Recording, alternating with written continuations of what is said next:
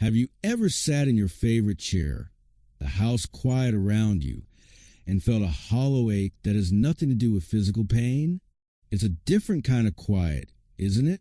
The kind that feels heavy, where the tick of the clock seems to echo through the rooms. You might have even caught yourself thinking, is this it? Is this what the rest of my days are going to feel like? If that feeling is familiar to you, if you've ever felt a sense of loneliness that settles deep in your bones, I want you to know something first and foremost. You are not alone in feeling alone. It's one of the most common feelings we can experience at this stage of life, and yet it's one we so rarely talk about openly. We brush it off. We tell ourselves to be strong. We assume it's just a natural part of getting older. But what if I told you that feeling isn't just a passing mood? What if it's something far more significant? Something that has a direct and profound impact on your health, your vitality, and even the number of years you have left to enjoy. That's what we're going to talk about today. This isn't about guilt or pointing fingers. It's about understanding. It's about recognizing that this ache of isolation isn't a personal failing. It's a signal. It's your heart and your mind telling you that a fundamental human need is going unmet. And the beautiful, hopeful truth is that we can do something about it. We can rewrite the story. This journey we're about to take together starts with looking this feeling right in the eye and understanding its true weight. We'll see how it's so much more than just a feeling. It's a matter of health. Then we'll walk through some incredibly simple, gentle, and powerful ways to reconnect, to find your people, and to build a life that feels full and rich again, no matter where you're starting from. So let's start by pulling back the curtain on the biggest myth of all, that loneliness is just an inevitable part of aging. It's not. What is inevitable is change. Our children grow up and build their own lives. We might retire from careers that gave us structure and camaraderie. Friends might move away or face health challenges of their own. Our social circles, without us even realizing it, can begin to shrink. This isn't a character flaw. It's a life transition. But here's where the critical mix-up happens. We often mistake this natural life transition for an unchangeable reality. We start to believe that being alone is just our new normal, and we quietly accept the slow fade of connection. We stop reaching out because we assume people are busy, or we don't want to be a burden, or maybe we've been hurt before, and the thought of putting ourselves out there again feels too vulnerable. But while this is happening on the outside, something truly remarkable is happening on the inside. Medical science has been studying this for decades, and the findings are impossible to ignore. Feeling chronically lonely and isolated isn't just hard on your emotions. It activates your body's stress response, flooding your system with cortisol. This is the same fight or flight hormone that helped our ancestors run from predators. But when it's constantly triggered by a perceived lack of safety and connection, it wreaks havoc. It leads to higher blood pressure. It suppresses your immune system, making you more susceptible to every cold and flu that comes along. And it even increases inflammation throughout the body, which is a key driver of almost every chronic disease we face as we get older. It's as real a risk factor as smoking or obesity. The opposite is also true. Strong, meaningful social connections act as a buffer. They lower stress. They boost immune function. They give us a reason to get out of bed in the morning. And they are consistently linked to longer, healthier, and happier lives. This isn't just touchy-feely advice. It's biology. Your body is literally designed to heal and thrive in community. And getting a handle on that difference, understanding that your loneliness is a call to action for your health, is the first step to answering that call. Because once you see it clearly, what you do next becomes so much more important. And what you do next, well, it starts not by trying to build a huge new social circle overnight, but by thinking about connection in a completely new way. We often put so much pressure on ourselves. We think we need to find a best friend or a huge group of people to feel better. But that's like trying to run a marathon when you haven't walked around the block in years. It's overwhelming before you even start. The real secret is to start small, to find those tiny moments of micro-connection that act like kindling for a larger fire. It's about looking for the opportunities for a warm exchange that are already sprinkled throughout your week and being fully present for them. Think about your weekly trip to the grocery store. For many of us, it's a task. We get in, get our list, and get out.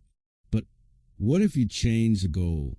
What if the goal wasn't just to get milk and eggs, but to have one genuine 2-minute conversation with someone? It could be with the cashier you see every week. Instead of just a hello, you could ask how their day is going or comment on the weather. Maybe it's with another shopper in the produce aisle. You could say, "I've never tried that kind of apple. Are they good?" These seem like tiny, insignificant things, but they are powerful affirmations of your presence in the world. They're you saying, "I am here and I see you and you see me." These micro moments of connection release little bursts of feel-good hormones in your brain, building your confidence and reminding you that you are capable of engaging with the world. This is the foundation. It's about retraining your social muscle, making it stronger and more resilient with small, manageable exercises, so you feel ready for the bigger connections when they come along. Now, building that confidence with small talk gives you the potential for more, but to truly build a sustainable social life, we have to talk about finding your tribe. And that might sound like a modern, trendy phrase, but it's an ancient need. It's about finding the people who share your interests, your sense of humor, or your life experiences. This is where many people get stuck. They think, "I don't know where to find people." The answer is almost always to follow your curiosity, not to force yourself into situations you think you should enjoy. What did you love to do before life got so busy? Was it gardening? Was it reading mystery novels? Was it working with your hands? There's a group for that. I promise you, your local library is an absolute goldmine for this. They aren't just about books anymore. They host book clubs, of course, but also knitting circles, history lectures, technology help sessions, and movie clubs. Walking into a room where you already know the topic of conversation takes half the pressure off. You don't have to make scintillating small talk about the weather. You can immediately dive into a shared passion. What did you think of that plot twist? How do you get your roses to bloom like that? The activity itself becomes a bridge. It gives you a shared purpose and something to focus on. And the friendships that form around that shared purpose are some of the most natural and lasting ones you can find. It's amazing how a simple weekly gathering can change the rhythm of your entire week, giving you something to look forward to. And that rhythm leads us perfectly to something we often overlook, but is absolutely essential for making these connections stick. That's right, we're talking about the structure of your day, because a desire for connection can easily get lost in the flow of hours that all seem to blend together when you don't have a firm schedule. It's not about filling every minute, but about creating a gentle framework that makes space for people. This is especially important if you've lost a spouse or live alone. The silence can become a habit, and habits, even uncomfortable ones, can feel safe because they are familiar. Breaking that habit requires a little bit of intention. It starts with your calendar. Maybe it's a physical paper calendar on the fridge or the one on your phone. The tool doesn't matter. The action does. Look at your week ahead and literally pencil in social time. It doesn't have to be a big event. It could be Tuesday, 10 a.m., call Mary for a catch-up. Thursday, 1 p.m., go to the library for the book club. Sunday afternoon, FaceTime with the grandkids. By writing it down, you make a commitment to yourself. It becomes an appointment, just like a doctor's appointment. But this is an appointment for your soul. It shifts socializing from something that might happen if you feel up to it into a non-negotiable part of your wellness routine. And when we create that structure for connection, we naturally make space for one of the most powerful and overlooked tools we have, technology. Now, I can almost hear some of you sigh. Technology? That's for the kids. It's too complicated for me. I want to ask you to reframe that thought for just a moment. Think of technology not as a confusing obstacle, but as a magical window. It is quite literally a device you can hold in your hand that can bridge thousands of miles. If your family lives far away, learning how to use video calling, whether it's FaceTime on an iPhone or Zoom on a computer, can be a game changer. Seeing the face of your grandchild light up when they show you a drawing, being able to have a family dinner virtually, these moments are priceless. They are not a replacement for in-person hugs, but they are a powerful supplement that can dramatically reduce the feeling of distance. And it's not just for family. That book club you joined, there's a good chance it has a Facebook group where members chat between meetings. That's connection that continues throughout the week. Learning one or two simple tech skills can open up a whole new world of possibility. And there are so many free resources and patient grandchildren who would love to help you learn. It's about choosing to see technology as your ally and staying close to the people who matter most. So we have the small steps, we have the shared activities, and we have the structure and tools to support it all. These pieces are wonderful, but they can feel a bit transactional if they aren't fueled by the most important ingredient of all. And that's the shift from simply meeting people to truly connecting with them. It's the difference between sitting in a room full of people and still feeling lonely and having a deep, heartfelt conversation with just one person and feeling completely seen and understood. This is where the magic really happens. It's about moving beyond the surface level talk and practicing the art of vulnerability and deep listening. It's about sharing a little piece of your own story, maybe a hope you have or a memory you cherish, and then asking open-ended questions that invite the other person to do the same. What's a trip you've always wanted to take? What are you most proud of in your life? These questions change the energy of a conversation entirely. They build trust and intimacy. They make the other person feel valued. And in doing so, you can't help but feel valued yourself. This is how acquaintances become confidants. This is how we build the kind of relationships that don't just fill our calendars, but truly nourish our hearts. So these 4 pieces, starting small, finding your tribe, creating structure, and fostering depth, they all fit together like a beautiful puzzle. But a puzzle isn't finished until you put the last piece in place, and that's making it all work for your unique life. Now, bringing this all together might feel like a lot. You might be looking at these ideas and thinking, that sounds nice to someone else, but you don't know my situation. And you're right. I don't. Maybe you're dealing with mobility issues that make it hard to get out. Maybe you're in a rural area where there aren't many groups. Maybe you're just introverted by nature, and the thought of walking into a room full of strangers sounds utterly exhausting. These aren't small obstacles, and I would never dismiss them. This is where we get practical and creative, because your path to connection will look different from anyone else's, and that's perfectly okay. The goal isn't to become the life of the party. The goal is to feel less alone. Let's take the mobility issue first. If getting out is a genuine challenge, your world doesn't have to shrink. It can actually expand. This is where that technology piece becomes absolutely essential. There are thriving online communities for virtually every interest imaginable. You can join a virtual bird watching group where people share photos from their backyards all over the world. You can find forums for people who love the same classic movies you do. There are even online services that will match you with a friendly volunteer for a weekly phone call, a practice often called friendly telephoning, designed specifically to combat isolation. Your computer or your phone can become your front door to the world. For the introverts listening, I want you to give yourself full permission to do this your way. You don't need a whirlwind social life.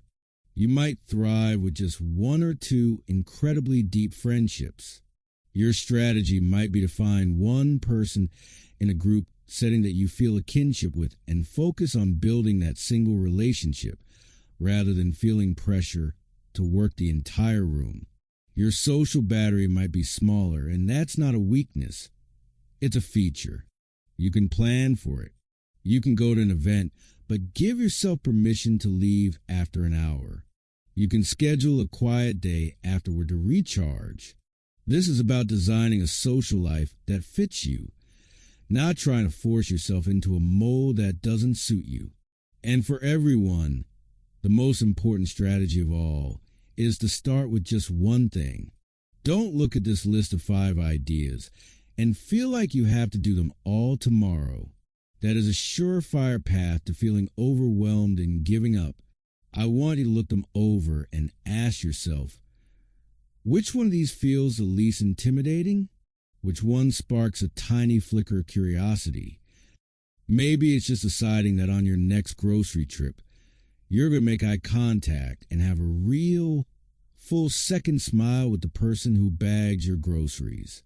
That's it. That's a huge win. Maybe it's going online and just looking at the calendar of events at your local senior center with no pressure to actually go, just seeing what's there. Maybe it's writing down the name of one old friend you've lost touch with. One small step, one tiny action. That is how you build momentum. That is how you prove to yourself that change is possible. You have the map now. You know what to do, and more importantly, how to start small. The final ingredient, the one that makes it all stick, isn't something you do, but something you believe. And that thing you have to believe is this: you are worthy of connection. You have value to add to every conversation you enter. Your stories, your experiences, your laughter, and your perspective are gifts. Sometimes, after years of feeling isolated, we can start to believe the opposite. We can believe that we are boring, or that we have nothing left to offer, or that we're just a burden. I am here to tell you, with all the conviction in my heart, that that is the loneliness talking. It is a lie. Your mere presence has value. Think about your own life. Think about the people you've loved. Did you love them because they were perfect? Because they always knew the right thing to say? Or did you love them because of their unique spirit, their kindness, the way they made you feel? You have that same capacity to make someone else feel seen and valued. This journey back to connection is, at its heart, a journey back to yourself.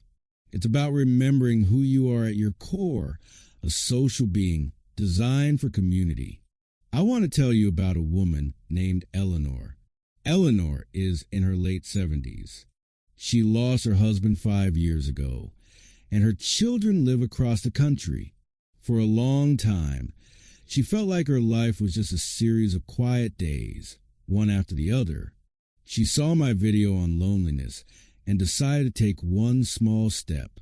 She had always loved flowers, so she mustered up all her courage and went to a meeting of the local garden club at her library. She was terrified. She almost turned the car around twice. She walked in and sat in the back, but someone welcomed her. They talked about spring bulbs. She knew something about spring bulbs. She shared a little tip her mother had taught her. Someone else listened. The next month, she went back.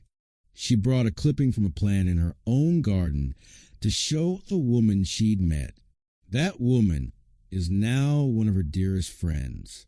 They don't just talk about gardening. They talk about everything. They have lunch. They call each other when they're feeling down.